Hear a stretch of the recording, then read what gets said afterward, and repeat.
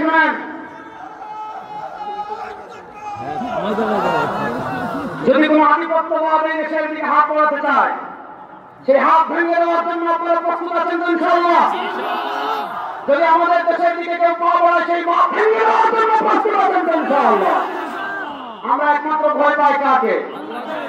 আর আমরা আমেরিকাকে ভয় পাই না। আমেরিকাকে যদি ভয় পেতাম, আফগানিস্তানের তালেবান খেলা আগেই শেষ করে দিয়েছে। আমি ওই দিনে বলেছি, সব জায়গায় পৃথিবীতে মুসলমানদের বিজয় শুরু হয়ে গিয়েছে। আফগানিস্তানের তালেবান বিজয় লাভ করেছে, সিরিয়ার মুজাহিদরা বিজয় লাভ করেছে, বাংলাদেশে আমরা ভারতীয় আধিপত্যবাদকে পরাজিত করেছি। সময় আর বেশি দিন নয়, মসজিদে আকসা থেকে নিয়ে ভারতের লাল কেল্লা পর্যন্ত আবার ইসলামের পতাকা উড়বে ইনশাআল্লাহ। কথা বলা করে বুঝেন, 47-এর আগে আমরা মালিক ছিলাম 5 বছর। দেখেন, গত আমাদের ফ্যাসিস্ট আওয়ামী লীগের আমলে বাংলাদেশের সবচেয়ে বেশি সুবিধা পেয়েছিল আওয়ামী লীগ, হিন্দুরা। আমরা মনে হতো দেশে ভাড়াটিয়া, আর মালিক মনে হতো হিন্দুরা। দেখেন, ব্রিটিশ আমলে মনোযোগ, ব্রিটিশ আমলে আবার বলে মনোযোগ, ব্রিটিশ আমলে সবচেয়ে বেশি সুবিধা পেত হিন্দুরা। আমাদের জমিদার হতো তারা, ট্যাক্স আদায়ের দায়িত্ব পেত তারা, খাজনা আদায়ের দায়িত্ব পেত তারা। নানা কারণে হিন্দুরা মুসলমানদের উপর জুলুম করত, অত্যাচার করত। দীর্ঘ লম্বা সংগ্রাম, বারাকুর, তারপর সিপাহী বিপ্লব, তারপর 1857 সালে দারুণ দমন, তারপর রেশমি রুমাল আন্দোলন, অনেক ত্যাগ, অনেক আন্দোলনের পর যখন ব্রিটিশ চলে যাওয়ার সময় এসেছে, মুসলমানরা তখন আলাদা একটা আবাস ভূমির জন্য সংগ্রাম করেছে, আন্দোলন করেছে। মুসলমানরা তখন দাবি করেছে, হিন্দুদের সাথে আর থাকবো না, হিন্দুরা তাদের মতো থাকবে, আমরা মুসলমানদের জন্য আলাদা একটা রাষ্ট্র করব, মুসলমানদের জন্য আলাদা একটা রাষ্ট্র তৈরি করব। 1947 সালে ওই যে আমি শেখুল ইসলাম জাস্টিস মুফতি মোহাম্মদ তাকি উসমানী হাফিজাহুল্লাহ আত্মজীবনী পড়ছিলাম ইয়াদে, সেই ইয়াদে শেখুল ইসলাম জাস্টিস মুফতি মোহাম্মদ তাকি উসমানী হাফিজাহুল্লাহ লিখেছেন 1947 সালে, আমরা ইংরেজি তারিখ জানি 14 আগস্ট, কিন্তু শেখুল ইসলাম তাকি উসমানী হাফিজাহুল্লাহ তার ইয়াদে লিখেছেন 1947 সালে শবে কদরে রমাদানুল মুবারকের 26 তারিখ দিবাগত রাতে, জুমার রাতে, বৃহস্পতিবার দিবাগত রাতে মুসলমানদের জন্য আলাদা একটা আবাস ভূমি হয়েছে, মুসলমানদের অবস্থানের জন্য আলাদা একটা দেশ হয়েছে, যে দেশের নাম পাকিস্তান। বলেন, যে দেশের নাম শুনেন।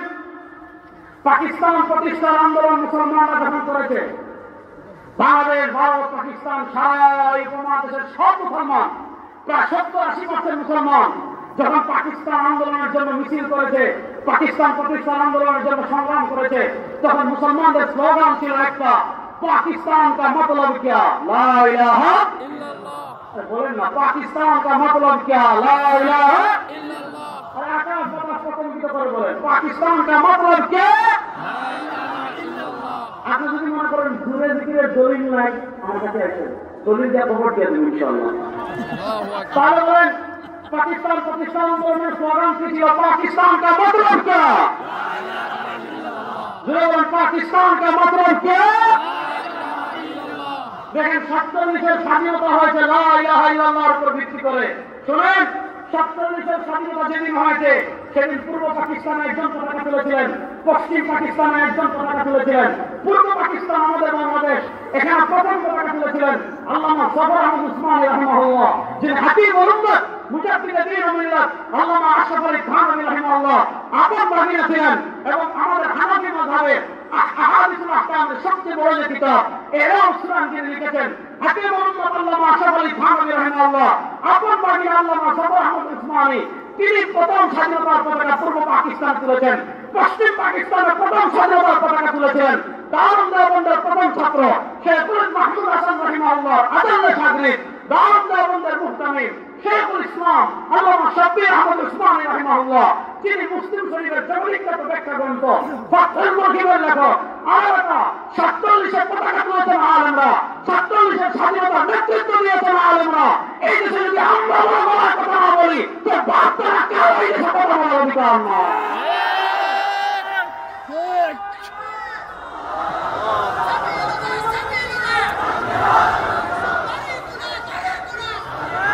এবার ভালো করে বুঝেন, 47-এর স্বাধীনতা হয়েছে কার উপর ভিত্তি করে? বলবেন না, 47-এর স্বাধীনতার ভিত্তি কার উপর ছিল? লা ইলাহা ইল্লাল্লাহ।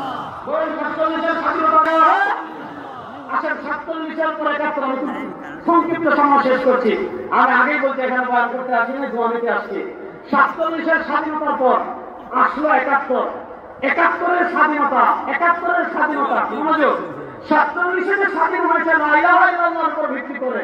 এরপর 71-এর স্বাধীনতা, এই 71-এর স্বাধীনতার যুদ্ধ কখনো লা ইলাহা ইল্লাল্লাহর বিরুদ্ধে ছিল, 71-এর স্বাধীনতা কখনো ইসলামের বিরুদ্ধে ছিল না, 71-এর স্বাধীনতা কখনো ধর্মের বিপক্ষে ছিল না। তাহলে প্রশ্ন করতে পারেন 71-এর স্বাধীনতার চেতনা কি ছিল? 71-এর স্বাধীনতার চেতনা দেখেন, আমি সংসদ বিষয়ক যে ওয়েবসাইট আছে সে ওয়েবসাইট থেকে আজকে ডাউনলোড করে, যেহেতু এখানে লক্ষ মুসলমান আছেন তাদের কাছে পেশ করার জন্য আমি নিয়ে এসেছি। মনোযোগ দিয়ে শুনেন, মনোযোগ দিয়ে শুনেন। আমাদের স্বাধীনতা যুদ্ধ শুরু হয়েছে 1971 সালের 26শে মার্চ, ঠিক না? আমাদের স্বাধীনতা যুদ্ধ শুরু হয়েছে 1971 সালের 26শে মার্চ।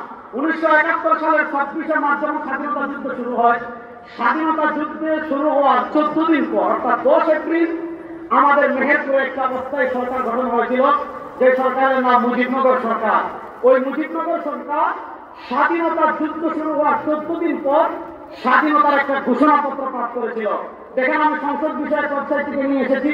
1971 সালের 10 এপ্রিল তারিখে মুজিবনগর সরকারের জারিকৃত স্বাধীনতার ঘোষণাপত্র, অর্থাৎ 1971 সালের 10 এপ্রিল আমাদের স্বাধীনতা যুদ্ধ শুরু হওয়ার মাত্র 14 দিন পর স্বাধীনতার একটা ঘোষণাপত্র পাঠ করেছিল। সেই ঘোষণাপত্রে পাকিস্তান সরকারকে বিভিন্ন কথা বলা হয়েছে যে আপনারা এইটা করেন নাই, আপনারা ওইটা করেন নাই, আপনারা এইটা করেন নাই, আপনারা ওইটা করেন নাই।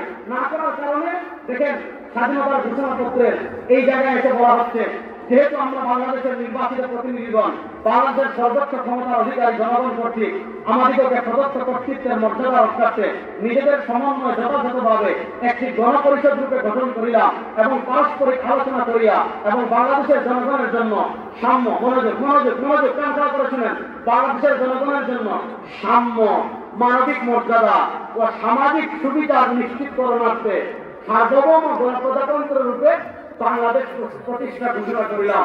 এখানে মুক্তিযুদ্ধের চেতনা বলা হয়েছে 3টা। বলেন কয়টা? হ্যাঁ, এটা মুসলমান জুড়ে বলেন। মুক্তিযুদ্ধের চেতনা বলা হয়েছে কয়টা? এটা হলো সাম্য, আর হলো সামাজিক ন্যায় বিচার সুবিচার, আর হলো মানবিক মর্যাদা। এই 3টা চেতনাকে সামনে রেখে আমাদের মুক্তিযুদ্ধ হয়েছে। এই 3 চিন্তা, একটা চিন্তাও ইসলাম বিরোধী না। এই 3 চিন্তা একটা চিন্তাও কোরআন বিরোধী না। দেখেন, যখন যুদ্ধ শুরু হয়েছে তখন বলেছে মুক্তিযুদ্ধের চেতনা 3টা: সাম্য, সামাজিক মর্যাদা, মানবিক মর্যাদা, সামাজিক সুবিধা। কিন্তু বিজয় হল 16 ডিসেম্বর। বিজয়ের 1 বছর পর 1972 সালে আমাদের প্রথম সংবিধান লেখা হয়েছে। দেখেন, গণপ্রজাতন্ত্রী বাংলাদেশের সংবিধান। বিজয়ের 1 বছর পর এই সংবিধান আমাদের দেশে লেখা হয় নাই, এটা লিখছে দাদাদের দেশে। যখন যুদ্ধ চলে তখন বলে মুক্তিযুদ্ধের চেতনা 3টা: সাম্য, মানবিক মর্যাদা, সামাজিক ন্যায় বিচার। আর যখন মুক্তিযুদ্ধ শেষ হয়েছে, মুক্তিযুদ্ধ শেষ হওয়ার 1 বছর পর সংবিধান লিখেছে। সংবিধানের 1 নম্বর পৃষ্ঠায় লিখেছে বিসমিল্লাহির রহমানির রহিম। দেখেন, আমরা অঙ্গীকার করিতেছি যে যে সকল মহান আদর্শ আমাদের বীর জনগণকে জাতীয় মুক্তি সংগ্রামে আত্মনিয়োগ ও বীর শহীদদিগকে প্রাণোৎসর্গ করিতে উদ্বুদ্ধ করিয়াছিল, জাতীয়তাবাদ, সমাজতন্ত্র, গণতন্ত্র ও ধর্মনিরপেক্ষতার সে সকল আদর্শ এই সংবিধানের মূলনীতি হইবে।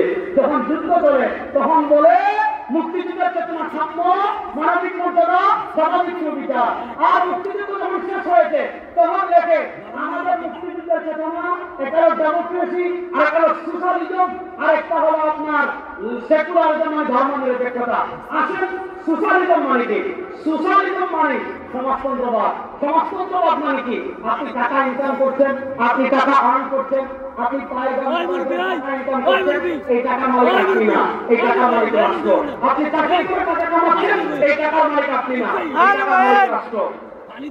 সোশ্যালিজম এটা মানুষের মতবাদ, এটা জানোয়ারদের মতবাদ। আমি রাষ্ট্র থেকে টাকা নেবো, আমার চাল লাগবে রাষ্ট্র থেকে নিব, আমার ডাল লাগবে রাষ্ট্র থেকে থেকে নিব, আমার খাবার লাগবে রাষ্ট্র থেকে নিব, আমার পোশাক লাগবে রাষ্ট্র থেকে নিব, আমার ঔষধ লাগবে রাষ্ট্র থেকে নিব। অর্থাৎ আমি কোনো মালিকানা না, সব রাষ্ট্রের। আচ্ছা বলেন, আমার কোনো পাগলামি চিন্তা ধারা করে না মানুষ না কেমন? তাহলে আমাদের মুক্তিযুদ্ধের চেতনা কি এগুলা?